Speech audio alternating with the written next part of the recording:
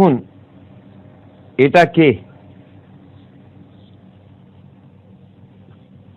এটা আমি আর আপনি। হার্টটা কোথায়? হার্টটা হলো এইখানে।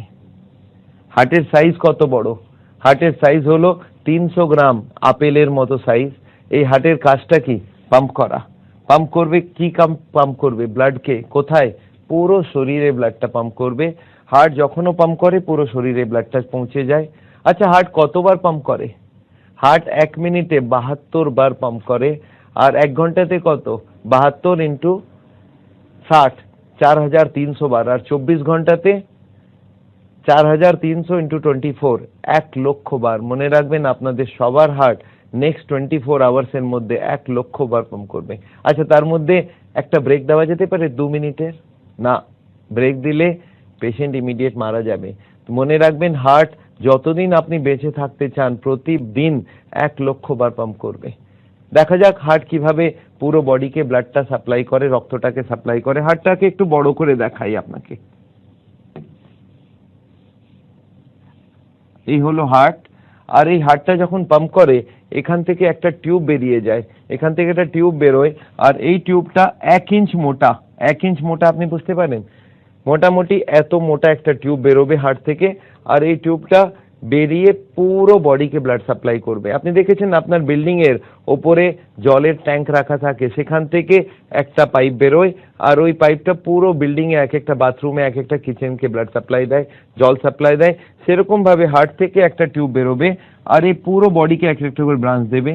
দেখুন, প্রথম রাইট হ্যান্ডকে দিল, তারপরে ব্রেনকে দিল, তারপরে লেফট হ্যান্ডকে দিল। এই টিউবটা ঘুরে গেল, ঘুরে হার্টের পেছনে ঢুকলো, পেছন থেকে চেস্টকে সাপ্লাই করে পেটে এলো। পেটে এটা আগে স্টমাককে সাপ্লাই করবে, তারপরে লিভারকে সাপ্লাই করবে, দুটো কিডনিকে সাপ্লাই করবে দুদিকে, তারপরে স্মল ইন্টেস্টিন, লার্জ ইন্টেস্টিন সবকে সাপ্লাই করবে, তারপরে দুটো পাকে সাপ্লাই করবে। মানে একবার হার্ট পাম্প করে দিল, পুরো বডিকে ব্লাড পৌঁছে গেল। এই হলো হার্টের কাজ। আর এই ব্লাড থেকে পুরো বডি অক্সিজেন পায়। আচ্ছা, হার্ট যখন পুরো বডিকে ব্লাড দেবে, নিজের জন্য অক্সিজেন দরকার কি দরকার না? হ্যাঁ, হার্টকে নিজের জন্য অক্সিজেন দরকার। আর এই অক্সিজেনটা কোথা থেকে আসবে? হার্ট যখন পুরো বডিকে ব্লাড সাপ্লাইটা দেয় তখন নিজের জন্য 3টে টিউব নিয়ে নেয়। আর এই 3টে টিউবের নাম হলো করোনারি আর্টারিজ। একটা রাইট সাইডে, এটাকে বলা হয় রাইট করোনারি আর্টারি। আর লেফট সাইডে দুটো, দেখুন রাইটের একটা টিউব, এটার নাম লেখা হলো RCA, রাইট করোনারি আর্টারি। আর লেফটে দুটো, লেফটে প্রথমে একটা টিউব বেরোবে আর তারপরে এটার দুটো ডিভিশন হয়ে যাবে। একটা পেছনের দিকে চলে গেল আর একটা সামনের দিকে চলে গেল। সামনের দিকে যেটা চলে গেল সেটার নাম হলো LAD, এটাকে বলা হয় LAD। দেখুন, আপনাকে দুটো লেফট নামগুলো যদি দেখি, একটা হবে লেফট আর একটা হবে লেফট। এটা হলো অ্যান্টিরিয়ার ডিসেন্ডিং। অ্যান্টিরিয়ার মানে সামনের দিকে, ডিসেন্ডিং মানে নিচে নামবে। তাহলে এটা হলো LAD, লেফট অ্যান্টিরিয়ার ডিসেন্ডিং, এই সামনেরটা। আর হলো LCX, এটা ঘুরে যাবে হার্টের পেছনে, এই জন্য এটার নাম হলো LCX। এই 3টে টিউব থেকে হার্ট ব্লাড পায়। আর হার্টের অসুখের মানে কি জানেন আপনি? এর মানে হলো এই টিউবটার ভেতরে এখানে চর্বি জমে যায়, কোলেস্ট্রল জমে যায়, ফ্যাট জমে যায়, আর ধীরে ধীরে হার্টের ব্লাড সাপ্লাইটা কমে যায়। এটাকেই বলা হয় হার্টের অসুখ। আর এই অসুখটা এখন বিশ্বর সবথেকে বড় অসুখ। সেই অসুখে হার্টের ব্লাড সাপ্লাই ধীরে ধীরে কম হয়ে যায়। আর যেদিন বন্ধ হয়ে যাবে সেদিন হার্টটাও বন্ধ হয়ে যাবে, হার্ট অ্যাটাক হয়ে যায়। তাহলে এটাকে আপনাকে আরো ডিটেলে বোঝায়। হার্টের অসুখ কি সেটা বোঝা যাচ্ছে। এই ব্লকেজ কোন টিউবের ভেতরে, যেগুলো হার্টকে নিজের সাপ্লাই করে। এই টিউবগুলো কত মোটা ভাবুন তো। বাচ্চারা পেন্সিলে লিখে দেখেছেন?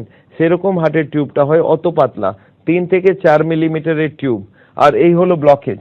আচ্ছা ভাবুন তো, এই ব্লকেজটা কখন তৈরি হবে? কতদিন লাগবে এই ব্লকেজটা বানাতে? 1 উইক, 1 মাস, 1 বছর, 5 বছর, বছরের পর বছর। আপনাকে একবার ব্লকেজটা বানিয়ে দেখানো যাক। আচ্ছা, একটা কথা ভাবুন, ব্লকেজটা শুরু কখন হবে? বাচ্চা জন্মাবার সঙ্গে সঙ্গে ব্লকেজ শুরু হবে না। না, বাচ্চা জন্মাবে, ধীরে ধীরে বাড়বে। যতদিন চর্বি খাক কোনো অসুবিধা নেই, যতদিন বাড়বে ততদিন চর্বি খেলে কোনো অসুবিধা নেই, কিন্তু যেই বাড়তে বাড়তে বাড়তে বাড়তে 18-20 বছর বয়স হবে তখন ওর বাড়া বন্ধ হয়ে যাবে। এরপরে যে এক্সট্রা ফ্যাট তার কোনো দরকার নেই, আর ওই এক্সট্রা ফ্যাটটা আমাদের বডির ভেতরে যাবে আর যেখানে যেখানে ডিপোজিট করবে মোটা হয়ে যাবে মানুষ, আর ভেতরে ব্লকেজ তৈরি হবে। তাহলে ধরে রাখুন 18 থেকে 20 বছর বয়সে এই ব্লকেজটা শুরু হলো, আর একজন মানুষের 60 বছরে জানতে পারলো হার্টের পেশেন্ট, তার মানে কত বছর লাগলো? তার মানে ওকে 40 বছর লেগেছে ব্লকেজ বানাতে। দেখা যাক একটা টিউবকে আমি ব্লকেজ বানিয়ে দেখাচ্ছি আপনাকে। এই একটা টিউবকে ব্লকেজ বানিয়ে দেখা যাক। এই দেখুন একটা টিউব আমি নিলাম,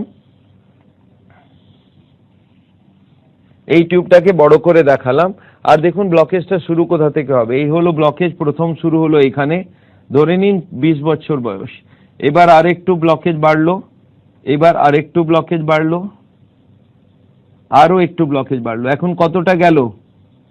এখন গেল 50% বন্ধ হয়ে গিয়েছে, কিন্তু এই পেশেন্টের কোনো কষ্ট নেই। কেন কষ্ট নেই?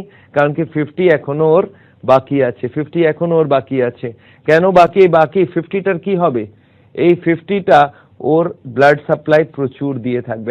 আপনার মনে রাখবার উচিত কি আমাদের হার্টের দরকার কেবল 10%, 20% আর 30%। 3 রকম দরকার। কেন ভাবুন তো? আমাদের হার্টের দরকার 10% যখন মানুষ বসে থাকবে, শুয়ে থাকবে, যখন হাঁটতে শুরু করবে তখন 20%, আর যখন দৌড়াবে তখন 30%। যদি 50 ব্লকেজ আছে তাহলে 50 খোলা আছে, পেশেন্ট দিব্যি দৌড়াতে পারবে, ওর কোনো কষ্ট হবে না। যেদিন পেশেন্ট 70 ব্লকেজ ক্রস করে যাবে, যেদিন পেশেন্ট 70-এর উপরে ব্লকেজ করে যাবে, সেদিন কষ্ট শুরু হয়ে গেল। কেন? আমাদের হার্টের দরকার 10, 20 আর 30। যেদিন 70-এর উপরে যাবে সেদিন পেশেন্ট এসে বলবে, স্যার আমি যদি দৌড়াতে থাকি তাহলে আমার বুকে ব্যথা হয়ে যাবে, আমি যদি হাঁটতে যাই যদি বুকে ব্যথা হয় তাহলে 80-এর উপরে ব্লকেজ, আর যদি বাথরুম যেতে যেতে ব্যথা হয়ে যায় তার মানে 90-এর উপরে ব্লকেজ। আপনি মনে রাখবেন হার্টের পেশেন্ট 70 পর্যন্ত বুঝতেই পারবে না, দৌড়তে পারবে। আচ্ছা, যেদিন একটা পেশেন্ট আমাকে এসে বলল, স্যার আমি যখন দৌড়াতে যাই আমার হার্ট বুকে ব্যথা হয়, বুকে চাপ পড়ে, শ্বাসকষ্ট হয়, গলায় চোকিং মনে হয়, তখন আমি আমি জানতে পারি ওর পেশেন্টের 70-এর উপরে ব্লকেজ আছে। আর যেদিন বলে হাঁটতে গিয়ে সেম কথা, সেম কষ্ট, এই কষ্টটাকে আমাদের ভাষায় বলা হয় অ্যানজাইনা। আর এই কষ্টটা এলেই আমরা বুঝতে পারি 80-এর উপরে ব্লকেজ হয়ে গিয়েছে। আচ্ছা একটা কথা ভাবুন, আমার কাছে পেশেন্ট পৌঁছবে কবে? 70-এর আগে না 80-এর পরে? পেশেন্ট আমাকে 80-এর পরে এসে বলবে, স্যার আমার অ্যানজাইনা হচ্ছে, আমার কষ্ট হচ্ছে। এই জিনিসটা আপনাকে মনে রাখতে হবে। এই হলো হার্টের অসুখ। আচ্ছা ধরে নিন 20 ব্লকেজ শুরু হয়েছে আর এটা 60 বছরে ও জানতে পারলো হার্টের পেশেন্ট, তাহলে কত বছর লাগলো? 20 বছর, 20 থেকে শুরু করে 60 পর্যন্ত এটা ব্লকেজ হয়েছে, তার মানে 40 বছর লাগলো এই ব্লকেজটা বানাবার জন্য। আর এই 40 বছরে 80% ব্লকেজ, তার মানে 2% পার ইয়ার এই ব্লকেজটা বাড়বে। এই হলো হার্টের অসুখ। আচ্ছা একটা কথা ভাবুন, এই হার্টের অসুখ কতক্ষণে আপনি বুঝতে পারলেন? তার মানে হার্টের অসুখের মানে হলো কি হার্টের নিজের ব্লাড সাপ্লাইয়ের ভেতরে ব্লকেজ হয়ে যাচ্ছে, ধীরে ধীরে হার্টের ব্লাড সাপ্লাইটা কম হয়ে যাচ্ছে, এটা হলো হার্টের অসুখ। এখন এইটাকে বুঝতে কতক্ষণ লাগলো? 5 মিনিট লাগলো আপনার। কিন্তু যদি কোনো হার্টের হাসপাতালে হার্টের ডাক্তারকে গিয়ে কেউ পেশেন্ট বলে, স্যার আমি হাঁটতে গেলে বুকে ব্যথা, ওনারা এত ডিটেইলে ভালো করে বুঝিয়ে দেবেন না, না, ওনারা বলবেন আপনাকে করোনারি আর্টারি ডিজিজ হয়েছে। আচ্ছা করোনারি আর্টারি ডিজিজ বলে দিলে পেশেন্ট বুঝতে পারবে না? পেশেন্ট কিছুই বুঝতে পারবে না। আচ্ছা করণীয় কি? পেশেন্ট কি করতে পারে? আপনার কি মনে হয় পেশেন্ট নর্মাল লোকেরা করিয়ে নেবে? এটা কেউ করাবে না। আমি ভাবছিলাম আল্লাহ এরকম কোনো টেস্ট হোক যেখানে আমাদের তার ঢোকাতে হয় না, বিনা তার ঢুকিয়ে যদি ব্লকেজ ধরা পড়তে পারে। আর লাকিলি ফর ইউ একটা টেস্ট এসে গেছে, এটার নাম হলো সিটি অ্যানজিওগ্রাফি। এই টেস্টটা লাস্ট 5-6 বছরে ওয়ার্ল্ড ভরে খুব পপুলার হচ্ছে, যেখানে কিছু করতে হবে না, আপনি যান একটা টেবিলের উপরে শুয়ে যান, টেবিলটা ভেতরে যাবে মেশিনের উপর ভেতরে। আপনি শুনেছেন কখনো ব্রেনের সিটি স্ক্যান করায়? সেভাবে হার্টের সিটি স্ক্যান করা হয়। সেখানে আপনাকে শুইয়ে দিয়ে একটা ইনজেকশন দেওয়া হবে, একটা এক্সরে নেওয়া হবে, আর উইদিন 2 মিনিট আপনি জানতে পারবেন আপনার ব্লকেজ কত আছে। আর এই পরীক্ষাটা কোনো কাটা ছেঁড়া বিনা পরীক্ষা, আর এর কস্টটাও খুব কম। এটা যদি আপনি দেখেন নর্মাল অ্যাঞ্জিওগ্রাফি থেকে অনেক অল্প দামে এই টেস্টটা করা যেতে পারে। তাহলে এই টেস্টটা আপনি নিশ্চয়ই করিয়ে নিতে পারেন। আমি কেউ আমার কাছে আসে, স্যার আমি আমার ব্লকেজ জানতে চাই, আমি বললাম আপনি নর্মাল অ্যাঞ্জিওগ্রাফি না করিয়ে আপনি সিটি অ্যাঞ্জিওগ্রাফি করান। আর এই সিটি অ্যাঞ্জিওগ্রাফিটার একটা প্রবলেম হয়ে গিয়েছে, কি বলুন তো, এর দাম কম, লোকে করাতে চায়, লোকে চায় এইরকম টেস্ট হোক, কিন্তু প্রবলেমটা কোথায়? প্রবলেম হলো আমাদের কার্ডিওলজিস্টরা যারা তার ঢুকিয়ে অ্যাঞ্জিওগ্রাফি করে তাদেরকে এই টেস্টটা পছন্দ হয় না। তাদেরকে গিয়ে জিজ্ঞাসা করবেন স্যার ওই বিনা তারের টেস্টটা কেমন, বলে ভালো না। আপনি বললেন স্যার ভালো না কেন? ওরা অ্যাডমিট করবে না, ওরা তার ঢোকাবে না, কোনো রিস্ক নেই, কমপ্লিকেশন নেই, তাহলে ভালো না কি মানে হলো? তখন ওরা বলেন ওটা অ্যাকিউরেট নেই। কিন্তু আপনি যদি ওনাদেরকে জিজ্ঞাসা করেন স্যার তাহলে ওই তার দিয়ে যে অ্যাঞ্জিওগ্রাফি করবেন সেটা অ্যাকিউরেট তো? হ্যাঁ ওটা খুব অ্যাকিউরেট। কিন্তু আপনাকে একটা কথা বলে যে তার দিয়ে অ্যাঞ্জিওগ্রাফি করে দেখবেন ওটাতেও ব্লকেজ 70, 80, 90 লেখা থাকে। আচ্ছা 70, 80, 90 রাউন্ড নাই কি? যদি ব্লকেজ অ্যাকিউরেটলি দেখতো তাহলে ওরা লিখতো 71.5, 73.9। যদি ব্লকেজ 70, 80, 90 থাকে তার মানে এটা কি? তার মানে ওই ব্লকেজটা আন্দাজে বলা হচ্ছে। আচ্ছা 70, 80-র মধ্যে কত বছরের ফরক? 5 বছর। 2% করে যদি ডেভেলপ করে 5 বছর, মানে 5 বছর আগে করে দিলে 5 বছর পরে করে দিলে পেশেন্ট বুঝতে পারবে না। তাহলে আপনি বুঝতে পারছেন অ্যাঞ্জিওগ্রাফিটাও অ্যাকিউরেট নয়, কিন্তু কার্ডিওলজিস্টরা এখনো তার ঢুকিয়ে অ্যাঞ্জিওগ্রাফি করতে চায়। এটা আমার মনে হয় আমাদের সাওলের মনে হয় এই টেস্টটা ঠিক না। বিনা কাটা ছিঁড়া করে যদি হার্টের অসুখ ঠিক হতে পারে বা হার্টের অসুখ বোঝা যেতে পারে এটাই সব থেকে ভালো। তাহলে এনিওয়ে আমরা এখন দুটো জিনিস বুঝলাম।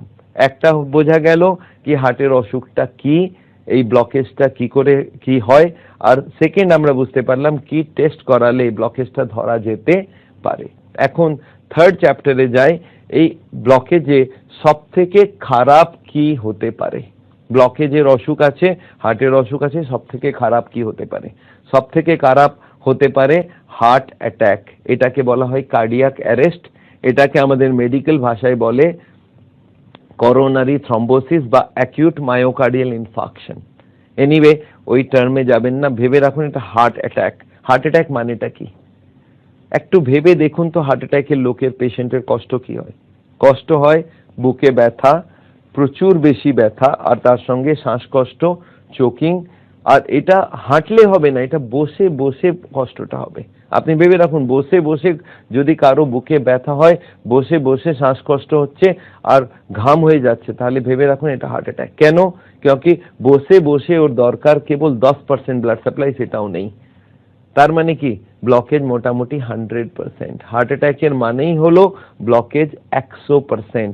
এই 100% ব্লকেজটা হতে আপনি জানেন খুব কম সময় দরকার হয়। হার্ট অ্যাটাক একটা পেশেন্ট কালকে ঘুরে পেটে বেড়াচ্ছে আর আজকে ওর হার্ট অ্যাটাক হয়ে গেল, 1 মিনিট লাগে হার্ট অ্যাটাক হতে।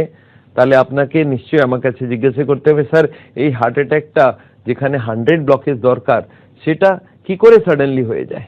তাহলে আপনাকে আবার বোঝাই হার্ট অ্যাটাকটা কি করে হয় আর 2 মিনিটে কি করে হবে। যদি কারো 80 ব্লকেজ থাকে, ওকে 100 যদি করতে হয় তাহলে তো 10 বছর লাগা উচিত 2% করে বাড়াতে থাকলে, কিন্তু দেখা গেল 2 মিনিটের পরে হার্ট অ্যাটাক হয়ে গেছে। তাহলে কি করে হার্ট অ্যাটাকটা হয় একটু বুঝে নি।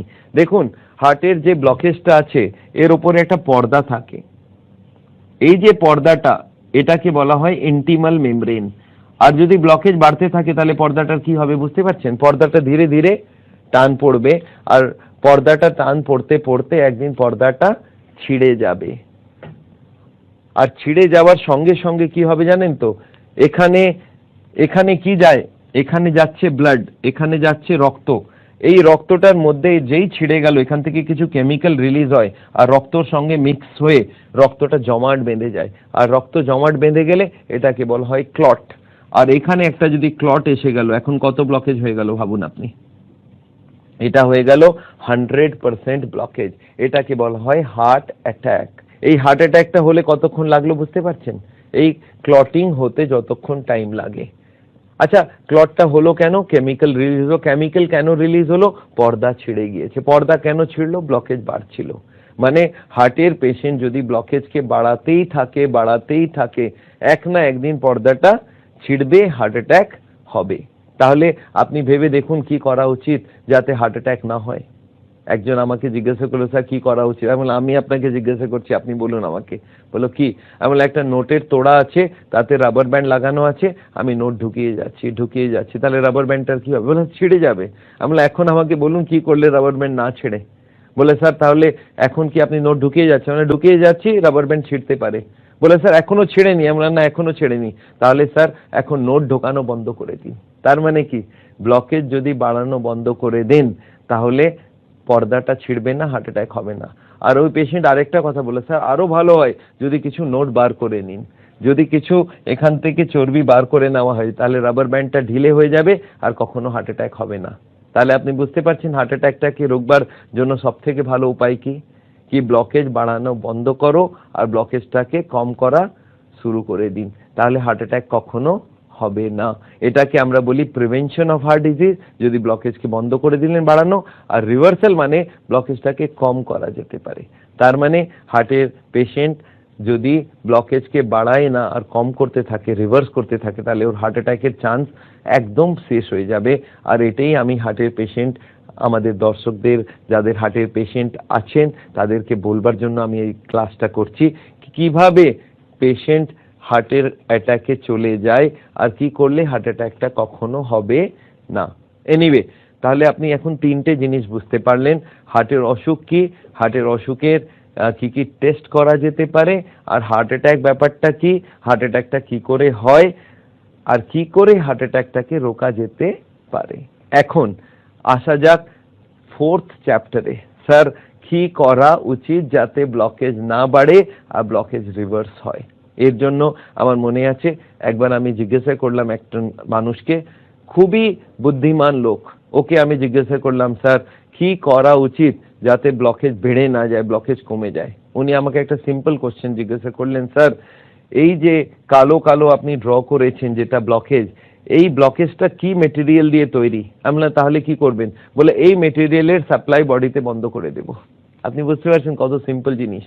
এই যে ব্লকেজ যেটা আছে কি দিয়ে তৈরি হয় এই ব্লকেজটা, আর যদি আমরা এটা জানতে পারি এই ব্লকেজটা কি দিয়ে তৈরি আছে, ওই দুটোর সাপ্লাই যদি বন্ধ করে দিই তাহলে ব্লকেজ কখনো হবে না আর ব্লকেজ বাড়বে না।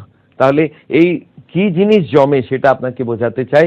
দুটো জিনিস জমে, একটার নাম হলো কোলেস্টেরল আর একটার নাম হলো ট্রাইগ্লিসারাইডস। আপনি শুনে থাকবেন দুটো নাম। কোলেস্টেরলটা তো খুবই কমন নাম, প্রতিটা মানুষ শুনেছে, কোলেস্টেরল জমে যায় হার্টের ভেতরে। তাহলে এই দুটো জিনিসের নাম এখন মনে রাখতে হবে, একটার নাম হলো কোলেস্টেরল আর একটার নাম হলো ট্রাইগ্লিসারাইডস। ট্রাইগ্লিসারাইডস এই দুটো আইটেম যদি আপনার রক্তর ভেতরে বেশি থাকে তাহলে ওটা ব্লকেজ তৈরি করবে। তাহলে হার্টের পেশেন্টের প্রথম কি করা উচিত? এই দুটোকে বোঝা উচিত। আপনার রান্নাঘরের মধ্যে এই দুটো জিনিস যদি থাকে আর এটা যদি আপনি খান তাহলে ব্লকেজ বাড়তে থাকবে, আর ব্লকেজ যদি বাড়ে একদিন হার্ট অ্যাটাক হবে। তাহলে এখন এই দুটোকে বোঝা যাক, কোলেস্টেরল কি আছে, ট্রাইগ্লিসারাইড কি আছে। তাহলে শুরু করি। এখন এই ট্রাইগ্লিসারাইড ব্যাপারটা কি? ট্রাইগ্লিসারাইড আপনাদের সবার রান্নার ঘরের মধ্যে থাকবে, আর এটার বাড়ির নাম, এটা যেটা বাসার নাম, সেটার নাম হলো তেল। কোন তেল? যত রকম তেল আছে, চাहे সয়াবিন তেল হোক, চাहे মাস্টার্ড অয়েল হোক, চাहे কার্নোলা অয়েল হোক, চাहे সূর্যমুখী তেল হোক, চাहे জাইতুং তেল হোক, বা তিলের তেল হোক, বা গ্রাউন্ডনাট চিনে বাদামের তেল হোক, যে কোনো তেল, আর আজকাল রাইস ব্রান অয়েল, এই যত রকম তেল বাজারে আছে সবগুলোর একটাই নাম, সেটা হলো ট্রাইগ্লিসারাইডস। এই ট্রাইগ্লিসারাইড, এই তেলটাকে কোথাও জমতে দেখেছেন আপনি? কোথায় দেখেছেন ভাবুন। আপনি কিচেনের ভেতরে ঢুকে যান, রান্নাঘরে যেখানে গ্যাসের চুলাটা রাখা আছে, পুরো দিন খাবার তৈরি হবার পরে ওই চুলাটার পাশের দেওয়ালে হাত লাগাবেন, দেখবেন হাতে চিপচিপ করছে। এটা আবার চিপচিপ কি করছে? এটা তেল জমে গিয়েছে ওখানে। আর আপনি দেখবেন মহিলারা সাবানের জল করে সন্ধ্যেবেলা ওই দেওয়ালটাকে পরিষ্কার রাখেন। একজন ভদ্রমহিলাকে আমি বললাম আপনি 1 মাস পর্যন্ত সাফ করবেন না, দেখা গেল লেয়ার বাই লেয়ার তেল জমে যাচ্ছে। আর এই লেয়ার বাই লেয়ার তেল আপনি এক্সস্ট ফ্যানে পাবেন, আপনি চিমনির ভেতরে পাবেন। আর এই সেম তেলটা হার্টের ভেতরে যদি জমে যায়, আপনি বুঝতে পারছেন কি হবে? তাহলে ওনার ভেতরে এই ব্লকেজ জমে যাবে। তাহলে হার্টের পেশেন্টদেরকে আমি কি বোঝাবো? হার্টের পেশেন্টের স্ত্রীকে কি বোঝাতে হবে কি কোনো খাবারে তেল দেবেন না, কোনো তেল দেবেন না। মনে রাখবেন প্রতিটা তেলের মধ্যে খুব একটা বড় ডিফারেন্স নেই। আপনি দেখেছেন জলের বোতল পাওয়া যায়, একটাতে লেখা থাকে মাম, একটাতে লেখা থাকে স্পা, একটাতে আরো কিছু বিসলেরি। আপনি মনে রাখবেন ওর ভেতরে একই জিনিস আছে, সেটা হলো H2O, কিন্তু নামগুলো ডিফারেন্ট, কোম্পানি ওয়াইজ নামের ডিফারেন্স আছে। মনে রাখবেন প্রতিটা তেলের মধ্যে জিনিস একই, সেটা হলো ট্রাইগ্লিসারাইডস। আর এই ট্রাইগ্লিসারাইডটা যদি রক্তের ভেতরে থাকে, খাবার ভেতরে থাকে, ব্লকেজ বাড়বে। তাহলে আমি কি চাই হার্টের পেশেন্ট থেকে কি বিনা তেলের রান্না শুরু করে দিন। এখন বিনা তেলের রান্না বলতেই লোকে ঘাবড়িয়ে যায়, স্যার তেল ছাড়া কি করে হবে? আচ্ছা একটা কথা বলুন, তেল কেন কেন তেল দেওয়া হয় খাবারে? লোকে বলে টেস্ট। আমি বললাম তাহলে একটা কাজ করুন, একটা চামচ তেল নিন আর মুখে দিয়ে বলুন কত টেস্ট আছে। সঙ্গে সঙ্গে বলে ওর তো কোনো টেস্ট নেই। এখন টেস্টই নেই, তাহলে তেল দিচ্ছেন কেন রে বাবা? স্যার সেটা তো বুঝতে পারছেন না। না, তেলের টেস্ট হয় মশলাতে ভাজবার পরে। আমি বললাম না, মশলার টেস্ট আছে, তেলের টেস্ট নেই। আপনাকে আমি সবজি দিচ্ছি আর তেল দিচ্ছি, আপনি সবজি বানিয়ে দেখান তো। পারবেন না। যদি আপনি তেল দিয়ে সবজিটাকে বানান তাহলে কি করতে হয়, মশলাটাকে তেল দিয়ে ফ্রাই করা হয়, মশলাটাকে ভাজা হয়। আর আমি ভাবতে লাগলাম কোনো এমন কিছু থাকে যেটা হার্টের অসুবিধা করবে না, কিন্তু মশলাটাকে ভাজতে ইউজ করা যেতে পারে, এমন কি লিকুইড হতে পারে, ভাবতে পারেন? আর সাডেনলি আমি রিয়েলাইজ করলাম সব থেকে ভালো যে জিনিসটা আমাদের কাছে আছে সেটা হলো পানি। যদি মশলাটাকে পানি দিয়ে ভেজে নেওয়া যাক তাহলে আমাদের কোনো অসুবিধা হবে না। তার মানে মশলাটাকে যদি মশলার টেস্ট আপনি মনে রাখবেন, নুনের টেস্ট, মরচের টেস্ট, হলুদ আর জিরে আর ধনে আর পেঁয়াজ আর টমেটো আর আদা আর রসুন, এই সব মশলাগুলো, এই মশলাপাতির টেস্ট আছে, তেলের কোনো টেস্ট নেই। এই মশলাটাকে ভাজবার জন্য আমাদের মাথাতে ঢোকানো হয়েছে তেল দিয়ে ভাজতে হবে। এই ব্যাপারটা আপনি বাদ দিন, তেল দিয়ে ভাজতে হবে না, মশলা সব থাকবে, সেটাকে পানি দিয়ে ভাজতে হবে। আর এই পানি দিয়ে ভাজে কি করে, তার জন্য আমরা ক্লাস করি। আমি হার্টের পেশেন্টের স্ত্রীদেরকে এটা শেখাই কিভাবে পানি দিয়ে মশলাটাকে ভাজা যেতে পারে। আমি ওদেরকে জিজ্ঞাসা করি আপনি তেল চান না টেস্ট চান? স্যার টেস্ট চাই। আমি বলি টেস্ট তো মশলা থেকে আসবে আর ওটাকে ভেজে নেবার পরে টেস্ট আসবে, কিন্তু পানি দিয়ে ভাজতে হবে। লোকে বলে পানি মানে পানি দিয়ে কোনো তেল ইউজ করবেন না। আমি দেখলাম তাহলে পানির নাম বদলে দেওয়া যাক, আমি ওটাকে বলি সাউল অয়েল। আমাদের সাউলের নাম থেকে সাউল অয়েল, তার মানে এখন থেকে এই অয়েলটা আপনাকে বাড়িতে ফ্রি সাপ্লাই দিয়ে দিলাম। এখন জিরো অয়েল মানে হলো পানি দিয়ে মশলাটাকে ভাজা, তার মানে সাউল অয়েলে ভাজা। আপনি যেরকম ভাবে নিতে পারেন, কিন্তু মনে রাখবেন আমরা এরকম হাজারে হাজারে ডিশ তৈরি করেছি, খুব ভালো রেসিপিস তৈরি করেছি যেটা বিনা তেলে রান্না হবে, টেস্ট সেম টু সেম থাকবে।